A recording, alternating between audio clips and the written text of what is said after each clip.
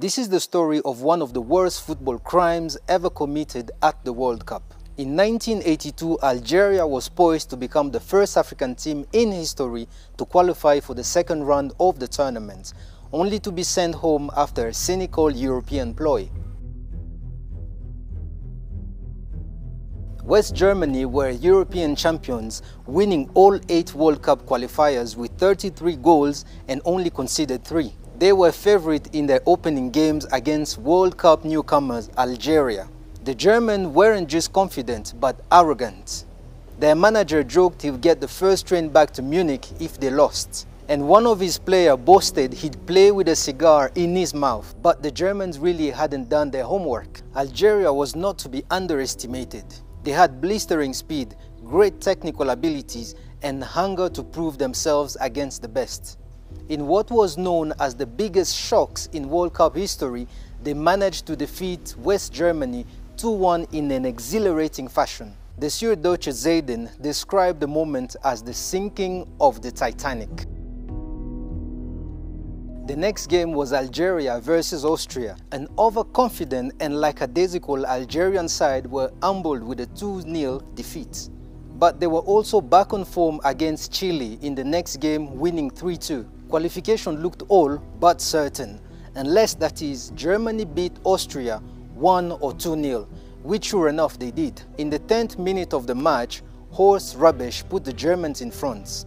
Realizing the score actually suited both teams, the 22 players on the field effectively stopped playing for the remaining 80 minutes. No shots and barely any tackles, crosses or sprints. This was no longer World Cup. It was a conspiracy. The fans quickly cottoned on and made a display of their displeasure. There was even outrage in Germany and Austria. A German commentator said what was happening had nothing to do with football, while an Austrian one told the viewers to turn off the TVs and refused to speak for the last half hours. Both teams were unapologetic. German players threw water bombs at their own fans protesting outside their hotels, while the Austrian head of the delegation made racist remarks to the media, saying the uproar in Algeria showed a lack of education. Naturally, today's game was played tactically. But if 10,000 sons of the desert here in the stadium want to trigger a scandal because of this, it just goes to show that they have too few schools. Some sheikh comes out of an oasis, is allowed to sniff the World Cup air after 300 years and thinks he's entitled to open his gob. In the end, after a barrage of complaints, FIFA ruled that in the future, the last pair of games in every group must be played simultaneously to avoid this blatant form of corruption.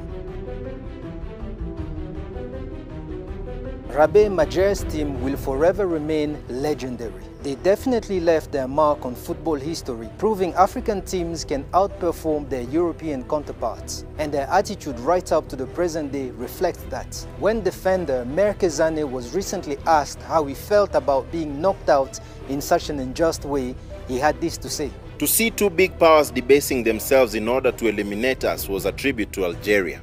They progressed with dishonor. We went out with our heads held high.